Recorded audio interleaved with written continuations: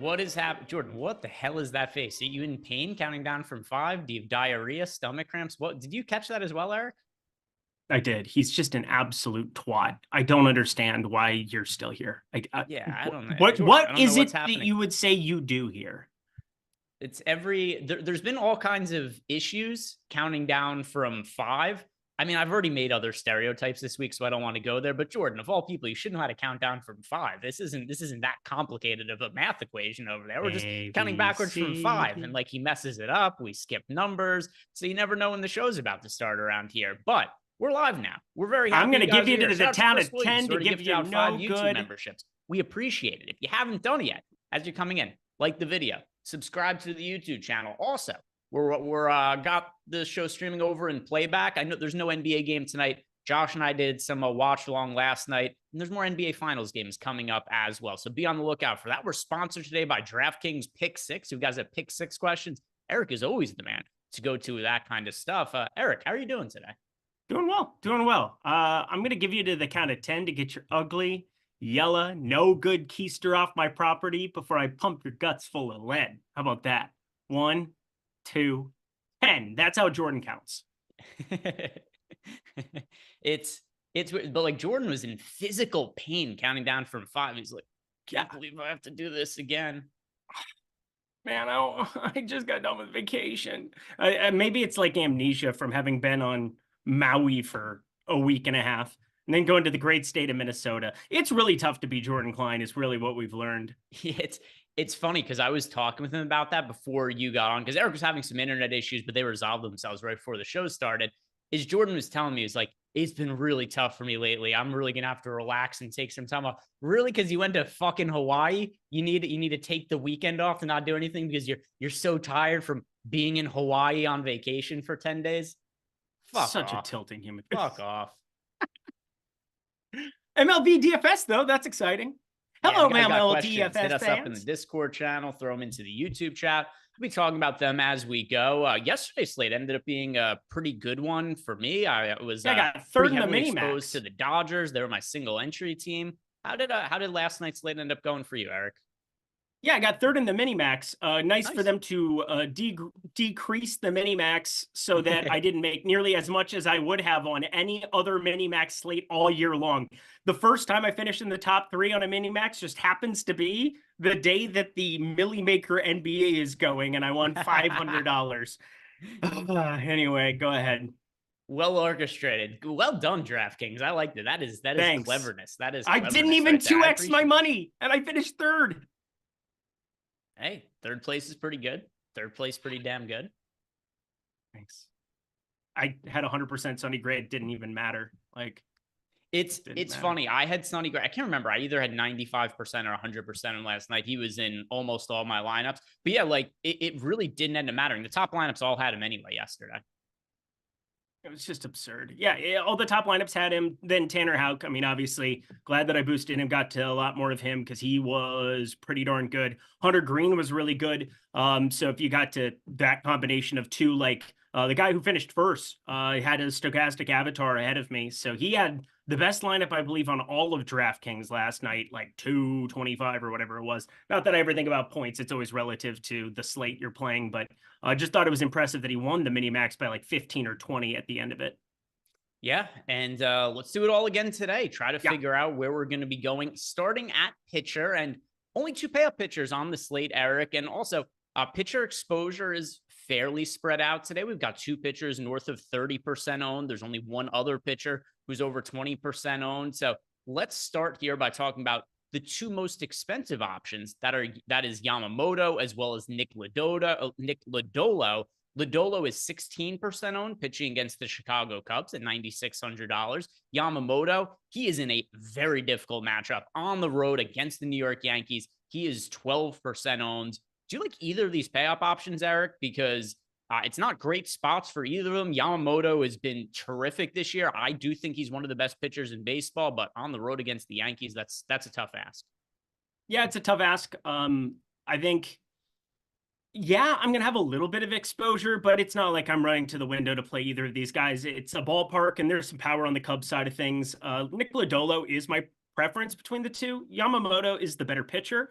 28.4% K rate, 294 xWOBA. And overall with Yamamoto, the huge upgrade is no Juan Soto showing up at the lineup, left with the forearm issue yesterday. That was something to try to get some early closing line value on. Got a little bit of that, but yeah, him not being in the lineup definitely matters for Dugo betting second.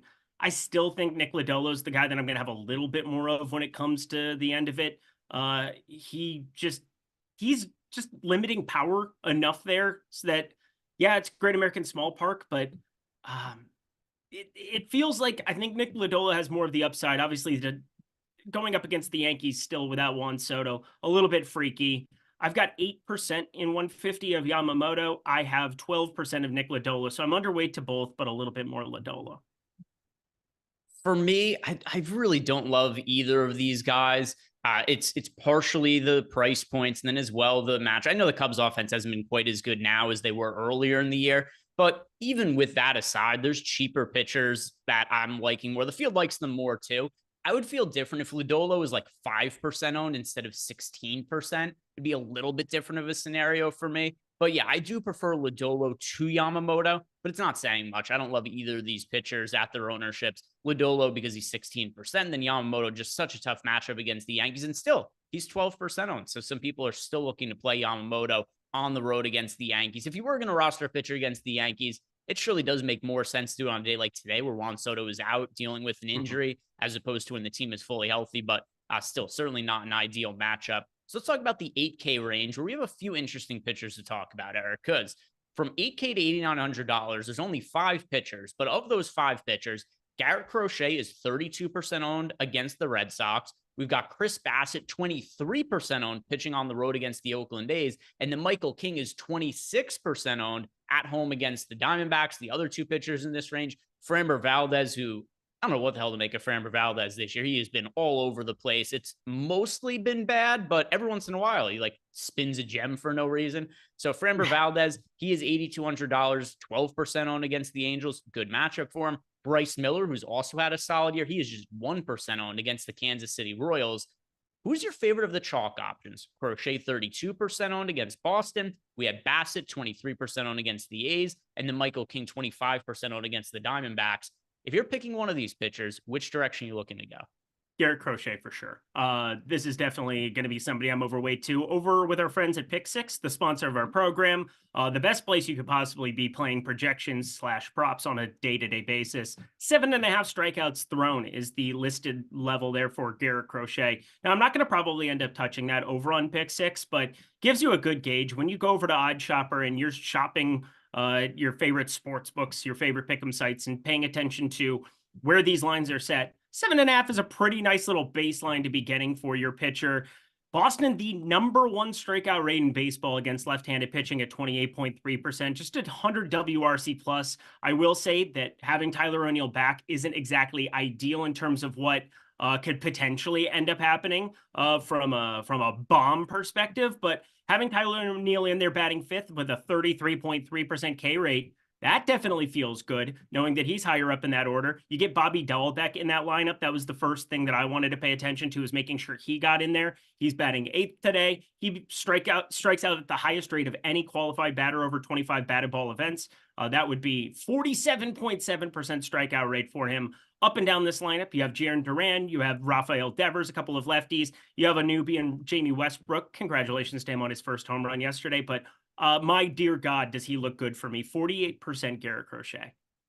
Yeah, Garrett Crochet is my second most rostered pitcher on the slate. So getting to a lot of him. I don't find the ownership to be all that much of an issue with him sitting at 32% ownership.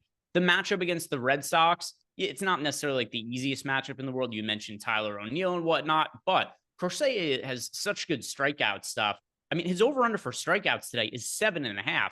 And by the way, it's 7.5 plus money on the under, which is something I bet. It was something that was popping up towards the top of the Odd Shopper projections earlier. But it just goes to show sportsbooks are projecting it's got to be right around 8 strikeouts when it's 7.5 plus money on the under there. So, I mean, there's a very realistic scenario where Crochet is a top scoring pitcher on the slate and still hits the under on that strikeout prop because, 7.5 at plus money. It's a pretty big number there. It's funny the way that Crochet has gone this year because he opened the season being really popular. And then he had a couple of starts where like the underlying numbers were good. He was generating strikeouts, but he had really unlucky sequencing where he had these strand rates of like 30% in some of his starts. And then all of a sudden, everybody just hit eject on Garrett Crochet. And I would see it all the time in chat where there were slates where Crochet would be like 5% owned, and people would be like, can't play Crochet. He sucks. And then he just starts to have his luck normalize. And now all of a sudden, he's popular again, but it's for a good reason. I think he's a very strong option on the slate. $8,900. I love getting to him. Of these other pitchers, Eric, Bassett, King, Valdez, anybody else that's important to you? Yeah, I'm a big Michael King fan, but I'm probably not going to be at 26% for him. I've got him right around 20. Logan Webb, this is kind of a fascinating case study because the strikeout stuff has shown up the last 5 or 6. And so I dug into some more of his starts just to kind of get a concept of, all right, he's at 20.5% K rate now for the season, which, doesn't look all that great on paper. 4.77 expected ERA, way better than his 2.95 ERA. But you go through the last few starts and against the Yankees, 6 strikeouts was, a little bit unlucky. Went 7 innings, but got hit up late in that one. Had 8 strikeouts against the Mets, 6 against Pittsburgh. The strikeout stuff has started to emerge yet again here. And it would just seem like overall, the velocity has gotten closer to where it was last year, 92.3 miles per hour. It's been up around 92, 92 and a half now over his last couple starts. So with the strikeout stuff starting to show back up, I'm kind of talking myself into a little bit more of him as we've gone along. And then, of course, the same thing with the Juan Soto situation I talked about last night, where I didn't think he was going to play. We didn't get Corey Seager in this lineup either. So I am very bullish on Logan Webb going forward, just because we're going to see the ground ball rate be his exceptional thing, 56.3%. And unlike Framber Valdez, he's not giving up absolute bombs when he's getting hit up like this. Yeah, it's not great seeing a 53.4% hard hit, but the strikeout stuff has started to show back up again. Yeah, so for me, like I have a moderate amount of interest in both Michael King as well as Chris Bassett. I know you mentioned you like Michael King, but also echoing what you said, ownership just a little bit too high for me. The ownership on Crochet really isn't that much different than Michael King. It's not that much different than Chris Bassett. So with that being the case, just give me Garrett Crochet. I'm cool eating the few extra percentage in ownership points because I really do think he is quite a bit better than these other guys. So Garrett Crochet, really, really do like getting to him on this slate with his strikeout stuff. So let's talk about the 7K range now, where we have one super chalky pitcher in Lance Lynn. And Eric, I know that Sonny Gray didn't have the best showing last night against the Colorado Rockies. He still ended up being in a bunch of the winning lineups. But still, this Colorado Rockies offense, it's no good. They're no good against righties. They're no good on the road. So I do think this is a pretty good bounce back spot for Lance Lynn. Well, a bounce back spot, I should say, for the St. Louis Cardinals pitching staff here against the Colorado Rockies. $7,400 for Lance Lynn against the Rockies. Are you looking to play him at 33% ownership? He's going to be in a third of the field's lineups, but he's cheap and it's a pretty damn good matchup. Yeah, it's cheap, pretty damn good matchup. And, the chances at a win here going up against Colorado, despite what we saw with Sonny Gray yesterday, what a disappointment that ended up being for me from a betting perspective. From DFS, it didn't matter as much because of the Red Sox, but Lance Lynn, been all right in terms of limiting power relative to previous seasons. This year, a 167 expected ISO against lefties, 169 expected ISO against righties. Last year, he was at 227 and 192 respectively against lefties and righties. So it's been improved stuff from Lance Lynn in terms of limiting power. Now, it's still terrifying because Lance Lynn, you're always waiting for the other shoe to drop, but if we're going to be getting Colorado, like if we're going to be getting them in a third of the lineups, like I think there's a case for being a little bit lighter on him. I have him in 24% of lineups. I think I'm okay with that. If I got a little bit more, it would just be because I boosted up some of these other batters, but with no Seager and no Juan Soto, and then just some other offenses that I find to be pretty easy and affordable to be getting to, I don't have to go to Lance Lynn as much as the field is. I can just jam Garrett Crochet the way that I am at 48%. Feel a little bit better about that. I don't hate Chris Bassett. Obviously, gets the Oakland bump going up against them. Top 5 strikeout against righties. Sitting really, really nicely there, taking on Oakland, even though Oakland has been improved in terms of WRC plus. 90, what is it at now? 96 against right-handed pitching. That's decent enough, but great ballpark. Good opportunity for him to do some work. So for me, I'm okay being flat on those other guys. Logan Webb is the 7,700 guy that I'm getting a little bit more of, and it's just an ownership thing between him and Lynn. Yeah, if I was looking to be contrarian in the 7K range, let me think. Which one of these guys really makes the most sense to me? I'm going to say I was actually close out of my lineups, which is why I'm stalling a little bit I here. like Brandon Pfaadt in San Diego, even though San I was Diego's just not a about to great. so the reason he makes sense to me Mhm. is twofold. First, the ownership. He's just really low. We're talking about contrarian plays here, so of course Right. he's going to be somewhat low owned. He's got great strikeout stuff, and Manny Machado is still out for the Padres. So if you're Mhm. looking to be contrarian in the 7K range, like Brandon Pfaadt, he's not somebody I'd play in a single entry lineup. But if you're playing 20 lineups, 150, like he should be higher than 3% owned. Yes, he should. And that's the point that I'm making is you get Machado out of the lineup yet again. Some cheaper stacks that are available to you if you want to try to get leverage on some of these guys, but there's no leverage to be had on Brandon Pfaadt. He's just a good pitcher overall. The wind is going to be blowing out a little bit. Not that it's crazy considering the marine layer and everything else that you get at Petco. But I am still seeing a little bit of wind blowing out towards right. Still a cool evening, 65, 66 degrees. Brandon Pfaadt's just a really good pitcher, and a 3.7 implied total on the other side of this. You get David Peralta. You're going to get Camposano in that lineup at the bottom of it. Outside of Luis Arraez, like we know that this is a team that can hit up right-handed pitching, but without Manny Machado out there, they're not going to project out like the second best team against right-handed pitching like they've been with a 119 WRC plus. They only have a 137 ISO. Brandon Pfaadt does a good job of keeping the ball in the ballpark. Coming from AAA, where you pitched in Reno last year, into the big leagues, took him a little bit of adjusting. Was getting hit up early, looked great come playoff time, and he's looked just awesome so far this season. 269 xWOBA, sub 5% walk rate. If you're going to give me him sub 4%, happy to play him in double-digit lineups. Yeah, we got a question about FanDuel pitchers in Discord, which we'll be talking about FanDuel pitchers right after we wrap up some of these cheap punt options. And related to the cheap pitchers, let's start talking about the guys who are not really well, actually, none of these guys are getting ownership. If you look at 7K and below, Eric, the most popular pitcher is Cooper Criswell at 3.5% owned. And Einstein asked this, do we have any interest in Criswell or Ryan Weathers today? Criswell, 3.5% owned. Let's see, where was Ryan Weathers? Ryan Weathers, 5% owned against Cleveland Guardians. He is $7,100. I mean, I don't mind Criswell just because of the matchup against the Chicago White Sox. If I was looking to go really cheap with a pitcher, he would be the guy for me. I really don't like anybody priced below 7K. Yeah, Weathers is good in terms of stopping run creation, 3.81 expected ERA. He throws a changeup sweeper a lot that I think grayed out pretty well for me. He's throwing the four-seamer less, and that's a pitch that has just been getting torched this year. 308 expected batting average against, 486 expected slugging against.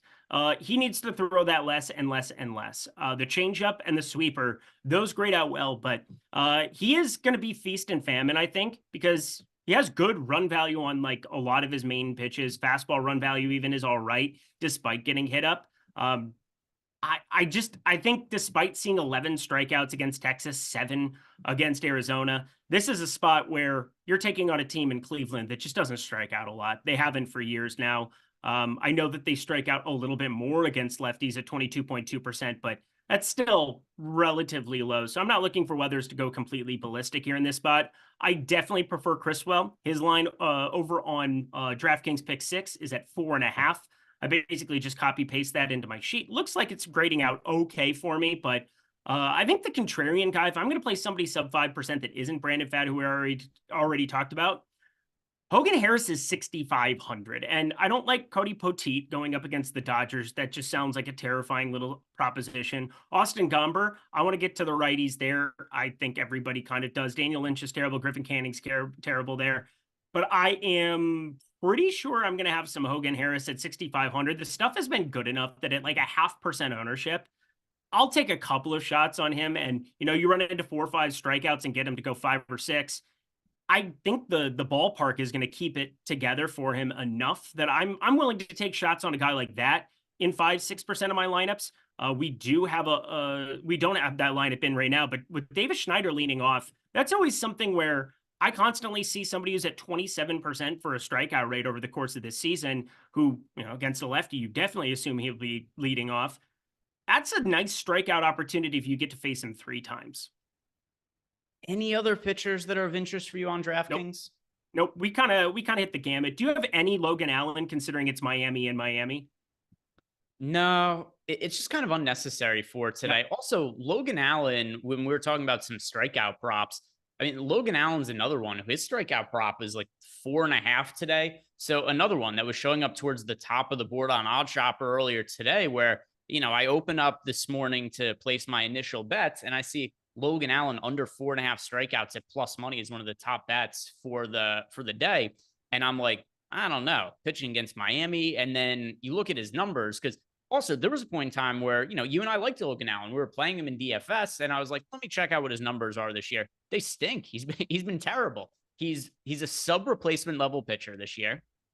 5.83 ERA, 4.96 expected ERA. Walks have always been a little bit of an issue for him, but the strikeouts are down this year as well, 19.7%. So I find it hard to get behind Logan Allen. And then also talking about betting him under 4.5 strikeouts at plus money. Then I go look back after I bet it later on the day, and then it was 4.5, but juice towards the under instead of the plus money. Mm-hmm. There's a lot of negative signs when it comes to Logan Allen. It's a matchup against the Marlins, so I guess he could be okay, but I don't know what his real upside is. He's struggling this season. He is, and that was kind of the main thing that stood out to me. Again, the case I'm making is purely ballpark, and matchup isn't all that terrifying. You get De La Cruz, Berger, and Chisholm all batting in the top 5 there. They're north of a 23% K rate. Dane Myers strikes out against everybody. He is terrible. Yeah, it was just one that I stared at for a while that I was surprised I wasn't getting to. So wanted to at least throw him by you, but I'm with you. Everything about Logan Allen isn't appealing. It's purely matchup and ballpark. Let's talk about the pitchers for FanDuel. And the first question that we got related to FanDuel, it was here from Go Tigers. Go Tigers 86. He wants to know. Who's it? Go Tigers. Yeah, he wants to know. Easy on that cigar, boy. Safe floor for a FanDuel GPP. All right, a couple things on this. First off, you don't really want to be looking at floor when you're talking about GPPs because you're playing it kind of backwards, right? Because you need to finish I don't know exactly what the FanDuel payout is today, but something like top 18% of the tournament. If you're trying to build a safe lineup where it's like, I'm going to beat about half the field, doesn't make a difference. If you beat about half the field in a GPP, you win just as much money as if you came in last place. So I don't think you should be looking at it in that sense. I don't think you just want to be playing who is the safest pitcher. That's the guy to play today. But on the other end, I also don't think there's any pitchers who are like aggressively safe on FanDuel today anyway. The one that I liked the most, all things being considered today, Lance Lynn is $7,500 on FanDuel and 15% owned at home against the Rockies. The most popular pitcher on FanDuel is actually Chris Bassett on the road against the Oakland A's. I think Lance Lynn should be more popular than what he is. I think he should be the chalk on FanDuel. I think he should be closer to 20% owned. Maybe you could say that, like, I guess Lance Lynn is like kind of safe, but you're getting a lot of salary savings from Lance Lynn. There's upside and a good matchup at $7,500. If I'm building one tournament lineup on FanDuel, Eric, I'm going to Lance Lynn as my pitcher. I love that. Yeah, 7,500 for him. For Chris Bassett to be higher owned for 1,200 more, it's a little bit surprising for me. Garrett Crochet at 10.9. I saw somebody else in the chat say, oh, I don't want to play him at 10.9. Kind of like him at 10.9. 7% ownership. Highest strikeout rate in baseball against lefties. I do think that there's a chance for a couple of solo shots against him. I think that, even the lefties where he's striking them out at a 44% clip, they're Durant endeavors. They're pretty damn good. So it's terrifying, but Garrett Crochet at 10.9, I would be looking at getting in the portfolio too. But if I'm making one lineup, I'm with you. Lance Lynn would definitely be the guy. Yeah. And then as far as the pay up options go on FanDuel, I do find the price point to be a little bit restrictive on Garrett Crochet. He's $10,900 on FanDuel. And I know we frequently talk about pricing is a little bit softer on FanDuel with the hitter, so it's easier to just pay up for some of the pitchers.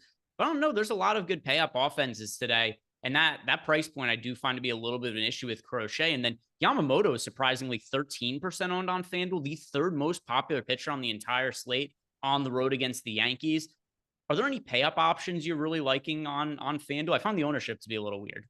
I do too, but I also think Garrett Crochet at 10.9 I would have in lineups. I think there's like 60, 65 waiting for you on FanDuel with him.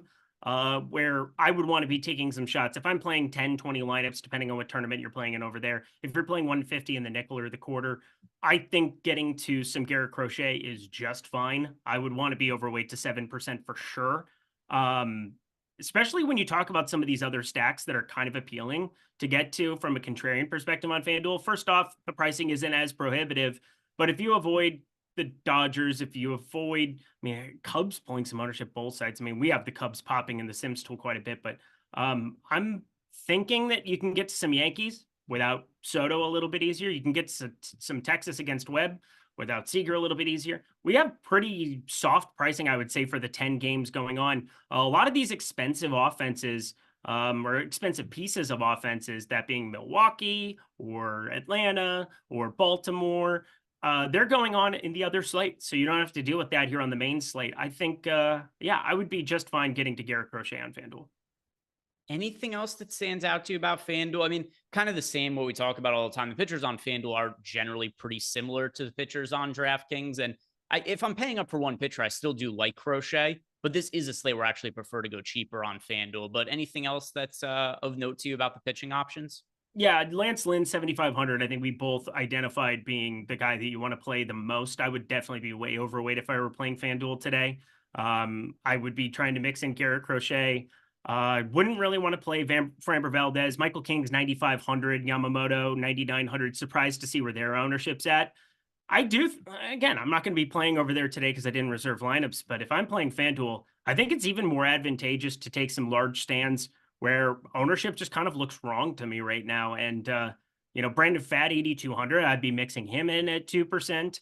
Probably no Ryan Weathers there. Yeah, I think we kind of hit it. Lots of Lance Lynn.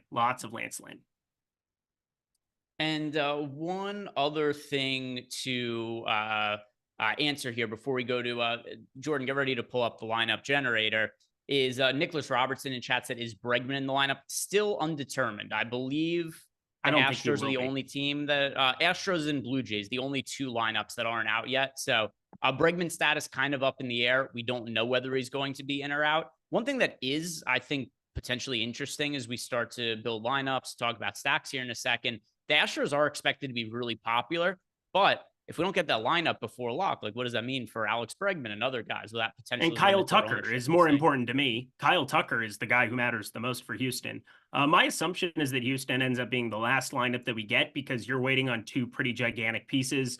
It is that, 9:40 start time, 6:40 on the West Coast out here. I don't think we end up getting Kyle Tucker either. Right now, I have as the presumed lineup Alvarez, McCormick, Myers, and then third base. I have Hensley, not Hensley. Who is it that would be playing third? Gessinger is the guy that they ended up optioning, but we'll see if he ends up getting called back up from Sugarland. All right, let's build some lineups in the lineup generator, and pretty big slate. We've got, 10 games today? 10 games. So let's go Jordan Klein, balanced lineups.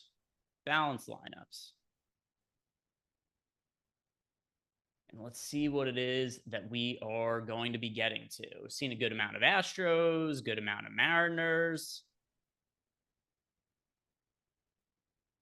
And yeah, lots of Mariners, seeing Julio Rodriguez at the top. Pitchers that we're getting the most of it is Garrett Crochet as well as Michael King. Scroll down a little bit, Jordan. I know that is, then we got Chris Bassett, Lance Lynn. Pretty much all of our pitcher exposure there, those four guys. I don't have any kind of real issues with that whatsoever. Offense, lots of Mariners. Julio Rodriguez, Dylan Moore, Cal Raleigh, JP Crawford, and then also some Astros mixed in there. Yordan Alvarez, Jose Altuve. Those stack exposures, 62% Mariners, 36% Astros, 21% there of the Blue Jays in the lineups that Jordan saved. So we've got these two offenses that are going to be, fairly popular today, Eric. We have, let me refresh, it was 11% ownership to the Astros. And still the same. So 11.4% ownership to the Astros, 10.2% to the Blue Jays. And then we do have a couple of offenses just behind that. Seattle, 9.6% owned. St. Louis, also 9.6% owned. So I'm going to ask you the same question I asked you yesterday, where we also had four teams that were a little bit more popular than everybody else. Between the Astros, the Blue Jays, the Mariners, the Cardinals, I'm going to ask you, which offense can you not go without, Eric? and then which offense is least important to you of the chalky offenses. But first, which offense out of the Astros, the Blue Jays, the Mariners, the Cardinals is the one offense you feel you can't go without tonight? The Cardinals. Cannot go without the Cardinals. And I know they have a 5.6% top stack percentage. We talked about this a little bit yesterday. And it is surprising to see them with the lowest top stack percentage. But I'm just going to throw out what I'm seeing from the Sims tool. And everything is making a ton of sense to me. Right now, Austin Gomber has a 286 expected ISO against lefties, 163 expected ISO against righties. And the righties, I think we all expect Paul Goldschmidt to continue rolling here to get himself back in a spot where he looks like one of the better first basemen in baseball. I think also just looking at Ivan Herrera, there hasn't been as big of a downgrade as what we might have expected for Contreras being out there. I think, 359 xWOBA, 283 expected batting average. St. Louis, decent enough hitting conditions there, despite the fact that Lance Lynn is chalk. I'm going to be a little bit underweight on that DK side of things. I would say probably 2 for me is going to end up being Seattle. I would say that they're probably like 1A, 1B with St. Louis on team I can't do without. And then the team I can do without is just probably Toronto because of the ballpark. And Hogan Harris, that's part of why I'm taking some shots there. Toronto has a really, really tough stack, I would say, to get to. I mean, they're kind of more expensive than they should be. Only a 5.1% top value percentage and pulling, 10.2% ownership percentage. Houston, I don't think we get Bregman and Tucker in that lineup. That's probably going to bring down their cost quite a bit and make them more of a value to say. Griffin Canning's terrible. So I think they're just kind of there for me. I'll have them as lineup filler, but maybe not as much as 11, 12%. But St. Louis, I'm getting to a ton of. Yeah, so I'm going to be on the opposite side of you because for me, St. Louis is the easiest team to get away from. You mentioned the 5.6% top stack odds. It's kind of similar metrics to what we saw with them yesterday.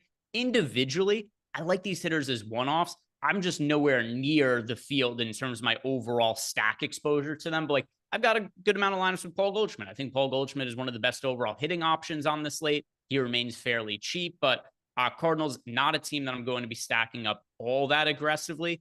Of the teams that I do like a lot here, which are also showing up a ton in the lineup generator, the Seattle Mariners. We have them with the highest top stack odds of any team on the slate. In addition to that, they've got really high top value odds, so you're able to stack them up. You're able to make an expensive secondary stack. You could pay up for whatever pitchers you like. It's very easy to fit them with Garrett Crochet. So I really like the Seattle Mariners. That's the team I'm going to overall have the most exposure to as far as offense is concerned. And then also, I mean, just some individual hitters as one-offs, like Mitch Garver. He's going to be in a bunch of lineups for me. Dylan Moore, he is MP. He's easy to get into lineups on both FanDuel and DraftKings.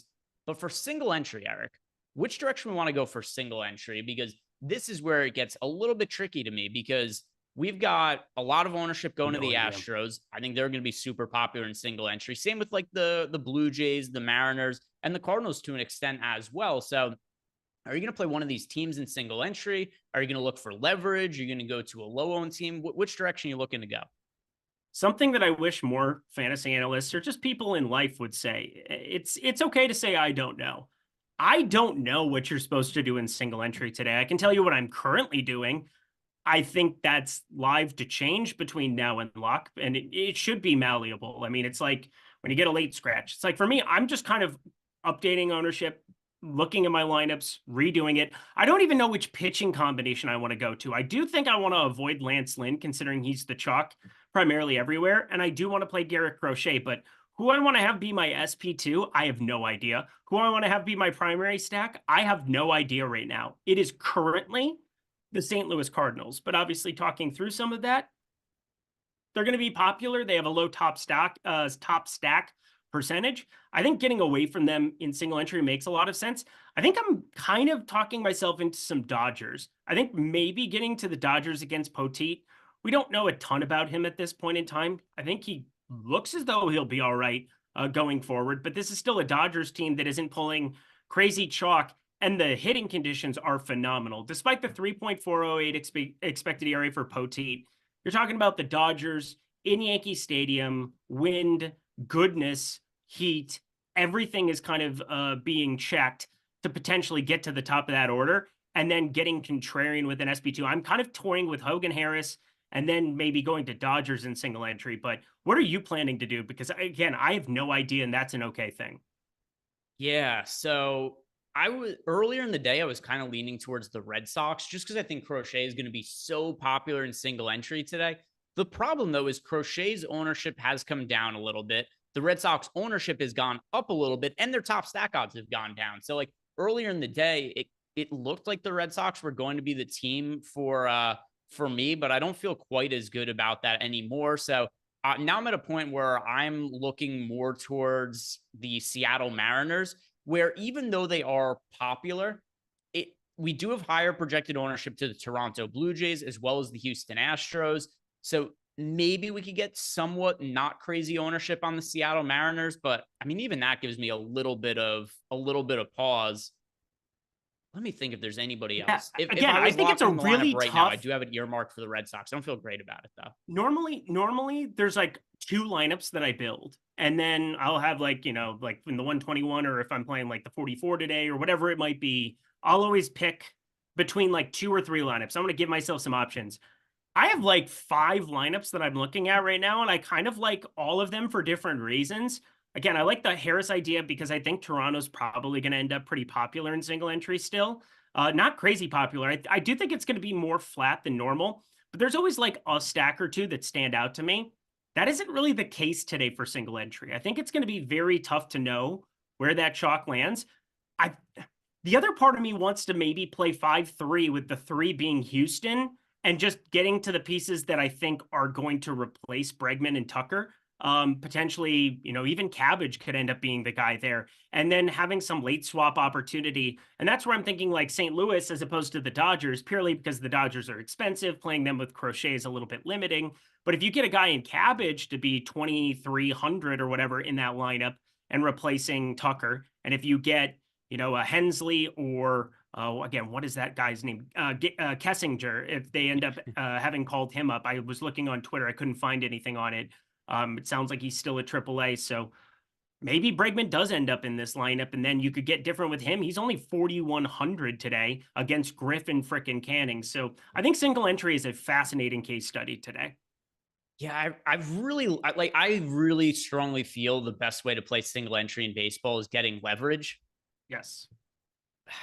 Maybe it's the lefties from the Rockies instead of the Red Sox. I bet them. I love that. Blackman and McMahon. I love getting to them. All right. Fuck it. Let's do Rockies it. It is. Let's go. Let's go, team. Again, it's okay to say you don't know. I wish more people would do that. I try to do it when I don't know stuff, because otherwise you just end up talking out of your ass and sounding like an idiot long term. I think getting to Charlie Blackman, Ryan McMahon, potentially Toglia in the outfield. You can play him at first base as well. The guy has some power. 4 homers, only batting 120, basically a mini Joey Gallo here at the moment. Maybe Jake Cave mixing in as the third guy, but I do think if I'm going to play early stuff, it'll play the Dodgers. Garrett Crochet has to be in that lineup for me. I'm not going to bypass him, but this SP2 is still up to be determined as well. All right. Doing it right now. I lock it in, because once I lock it in, I have to do it. I'm not allowed to change. That's how it goes. So I don't think that's how it goes, but I love that for you. That's great. Yeah. No, well, I mean, once I pick the team I'm going with. Gotcha. Then I'm beholden to it, Eric. Mm-hmm. Unless the game gets canceled, there's something kind of really insane along those lines. But I mean, the good thing is this: if I am going to play the Rockies in single entry, which I've now committed myself to, the pitcher ownership doesn't matter all that much. Everything else is, because it's contrarian enough. I might as well then just go best projected pitchers, go Crochet and Michael King with the Rockies as the offense. Because if the Rockies go off, I'm going to be towards the top of the standings, as long as the pitchers just become less important. Let's take it a step further too. And again, I know we're talking more game theory, but hopefully this is helpful to you at home. I think probably my SP2 I'm going to lock in right now is Michael King. And pending how Colorado does, I will turn Michael King into branded fat if I need to get away from it, if I feel like I have to, in order to play catch up or to really go after something. Because one thing in baseball, in the same game environment here, like there's a chance that you have one pitcher that gets shelled surprisingly, or something like that, and you get like 30, 40 points, fantasy points leverage on them. Like, I think Michael King is the far better option between him and Brandon Pfaadt straight up. But I think Brandon Pfaadt is a really great large field tournament play. And then it's only $100 less to go down to him if I need to, if I feel like I'm trying to play catch up. But in small field stuff like that, I think that that's kind of useful to have an hour and a half of extra decision making time between that Colorado game at 8:15 Eastern time and then the start time of Arizona San Diego at 9:40. Yeah, and I saw somebody in chat had brought this up. It was KJ. KJ said you don't need a 1% shitty stack for leverage. You kind of do today because there are only 4 pitchers that are projected for 20+% ownership that I'm expecting to be getting any kind of reasonable amount of ownership in single entry. And the way that I play single entry, which the where I've been most profitable playing baseball the last few years has been in some of these higher dollar single entry tournaments. And I'm always trying to figure out where I could get leverage off of the highest owned pitcher. So if I'm looking for leverage, there's only 4 teams I could stack for leverage.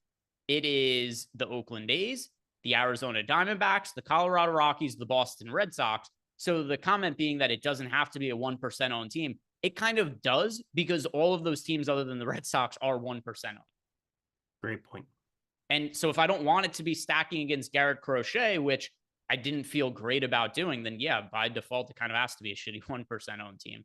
It's a great point, Greg. So large field tournaments, yeah, I don't want to jam the Rockies in large field tournaments. Lance Lynn is my most rostered pitcher on the entire slate in large field tournaments.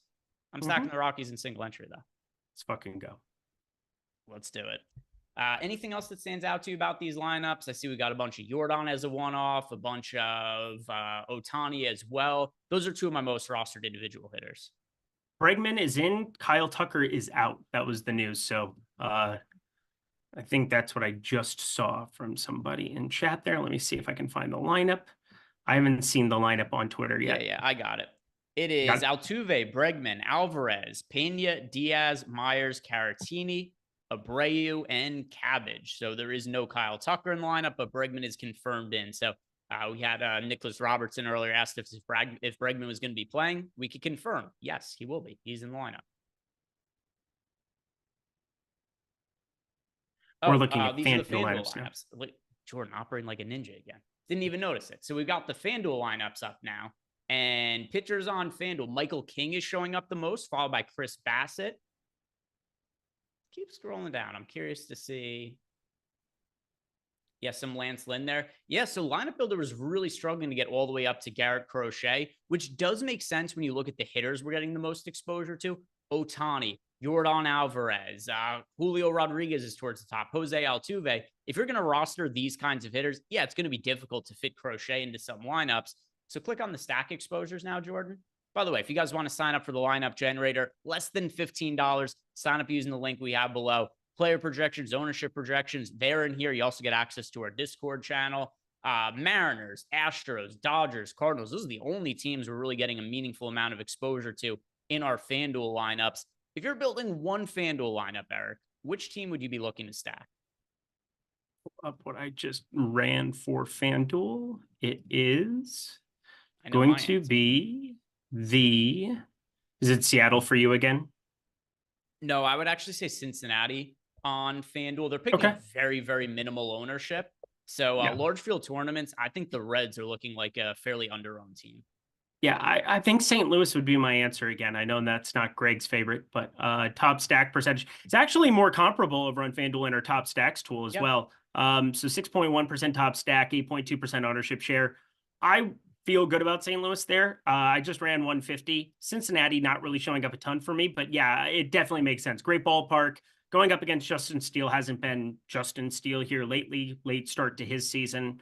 I would be looking at them at 5.2% ownership share. The one thing to note is that you do get Ellie De La Cruz batting from the right side. That's not as fun.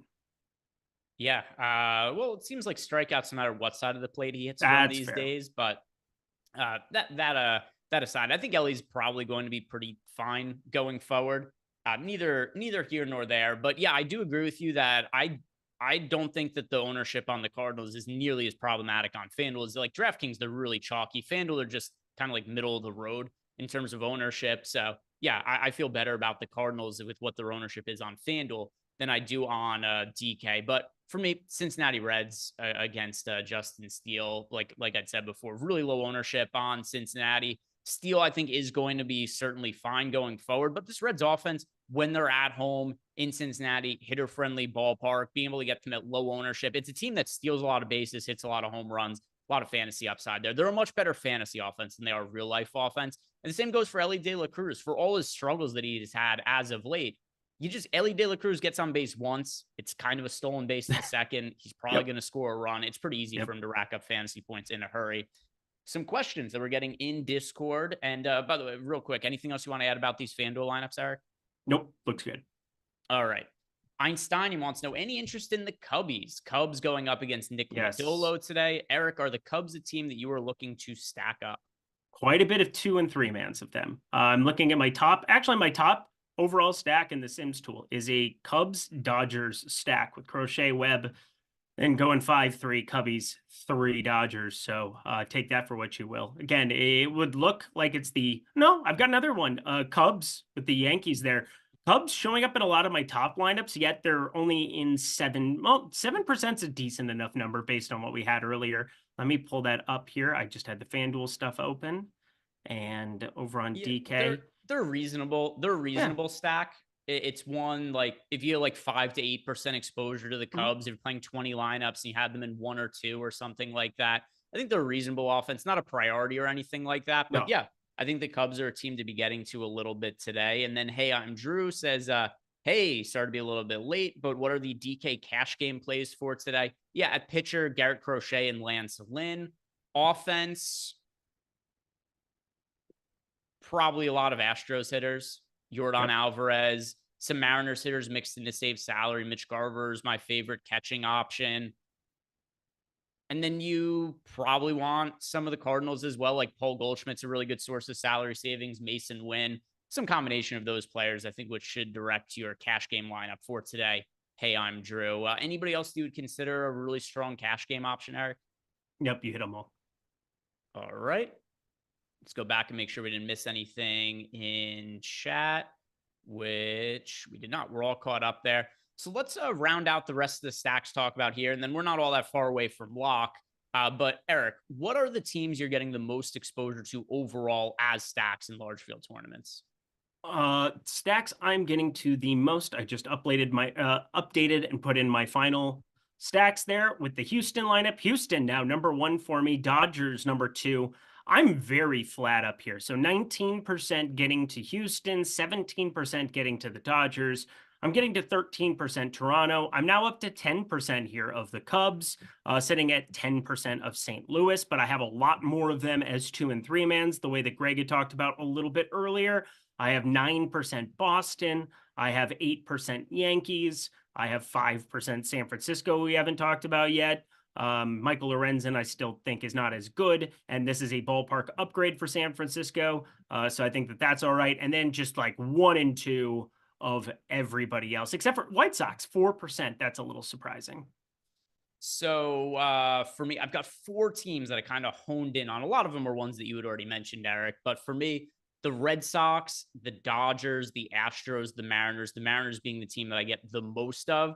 Overall, I have a good amount more of the Mariners than any other team today. The pricing just really favorable. Good matchup against Daniel Lynch as well. A lot of guys that have popped in their bat against a left-hand pitcher, and Lynch is just not particularly good. But yeah, the Mariners are my favorite overall offense on the slate for large field tournaments. I'm a little bit concerned that they could get steamed up just because they seem too good to be true to me, the top of the order being as cheap as they are and the matchup. But yeah, that's the team that rates out the best for me. I really like the Mariners. They are in about 17% of my lineups overall. So that's the team that I like getting to. Any really contrarian stacks or other leverage spots that are standing out to you? Yeah, White Sox. Cooper Criswell is a good pitcher. So far this season, everything looks good. But you got to still, even though we're playing Garrett Crochet, the wind's blowing out 70 degrees there in Chicago, a little bit of a bump up for home runs. And identical, it's a Peckham, which again for the White Sox is what it is. They've lost 14 in a row, but super cheap with Jolks and Nicky Lopez and Gavin Sheets and Andrew Vaughn and Paul DeYoung at the top of it. And then Luis Robert, you getting him anytime you have an opportunity to roster him, is the only guy above 4K in the entire lineup, and he's at 5.2. It is not that hard to piece together. So again, got a little bit, that's 4% that I got to them of stacks. Got a little bit of Arizona up against Michael King, has more to do with leverage than it does anything else. So 3% of them. I'm surprised that I don't have any Cleveland. That's kind of a weird thing to me. I do have David Fry. I always boost David Fry. He is expensive at 5.7K. But anytime he faces a lefty and a guy has a nearly 1.5 OPS against that handedness, seems nifty, friends. So David Fry had a couple of days off too out of the middle of nowhere. It's surprising to see somebody with a 336 average, overall 1 OPS, and yet basically had what, Thursday off? No, he had Wednesday off, and then he had Monday and Tuesday off. He's only played twice now over the since the first of the month, which is weird to me that they would choose to do that with him. But David Fry, batting clean up there, catcher outfield, somebody has a one-off to just talk you through. Yeah, the big leverage spot for me, and I mean, big is relative because Lance Lynn is my most rostered pitcher, but my favorite leverage stack is also the Colorado Rockies. We had already talked about before. That is what I landed on for single entry. If you guys missed when I said that before. But yeah, Lance Lynn should have a good outing against the Colorado Rockies, but they're 1% owned. Lance Lynn is the second most popular pitcher on the slate for DraftKings purposes. And he is somebody who's historically struggled against lefties. So I think it makes some sense to get some amount of leverage exposure to the left-handed bats from the Colorado Rockies. Anything else you want to add about stacks, Eric? If not, we'll do our home run picks and then we'll call it a night. Let's do our home run picks and call it a night. All right, let's see. Which direction do I want to go? Do you have yours queued up? I do. All right, hit me with it. You go first. Then chat. All right. Let us know yours as well so I can read some of those off.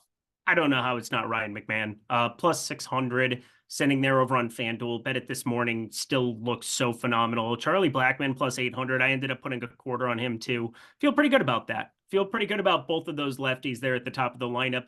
Greg and I talked through that to the single entry points that we were getting to, but had them highlighted, starred, circled from a betting perspective, kind of saying, Lance Lynn, prove it here. Prove that you can have improvement against lefties. At that kind of a number for a guy with nearly a 250 expected ISO against righties on the season, Ryan McMahon, my homer play of the night. All right, you went with Ryan McMahon, so I'm not going to go. The answer I'd want to do is Yordan Alvarez. Not going to do that. I want it to be, you know what? Fuck it. We'll go Mitch Garver. Mitch Garver is much better hitter against left-hand pitching than right-hand pitching. Talked about the Mariners. It's the team I overall have the most exposure to. So I want to give out a home run pick for somebody from the Astros. So, from somebody from the Mariners going up against Daniel Lynch. So that's the direction I'm going to go. Mitch Garver, dong of the day. That's the home run pick. Let's see what we have from chat now from everybody. Junior Whopper. He's going with Vlad Jr. We got Clintwood 83 going with Adolis Garcia. William Westry is adding a stolen base. And this is Xavier Edwards for a home run and a stolen base. Charles Kelly's got Garver and Yordan Alvarez. I would love if Garver and Yordan Alvarez both homer today, it's probably going to be a good night for me. Those are two of my most rostered hitters. That'd be fun. Nicholas Robertson's going with Freddie Freeman. We've got CJ the Great going with Paul Goldschmidt. Trey Jordan's also going with Paul Goldschmidt. Aaron Hines going with Salvador Perez. Jordan, have you already put Shohei Ohtani in chat, or did you go a different direction?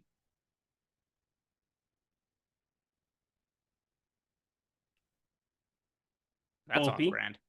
We've got Dahmer is going with Trey Cabbage. We've got Andre B going with Wilmer Flores today. Nicholas Robertson also going with Freddie Freeman. Okay. All right. My bad. I wasn't aware. I just assumed that he was Italian, but hey, all right. Hey, did you know Jordan Klein's Filipino too? Did you know that? You piece of shit, Greg Ehrenberg. No comment. Okay. Cool. No comment. Wookie 23 is going with Vinny Pasquantino. Mighty Quinn is going with Dylan Moore. David Wayne also has got Freddie Freeman, and there's a Jordan Klein's Volpe pick in there. Chris Williams has got Davis Schneider. Matthew Medina is going with David Fry. That was Dave Medina.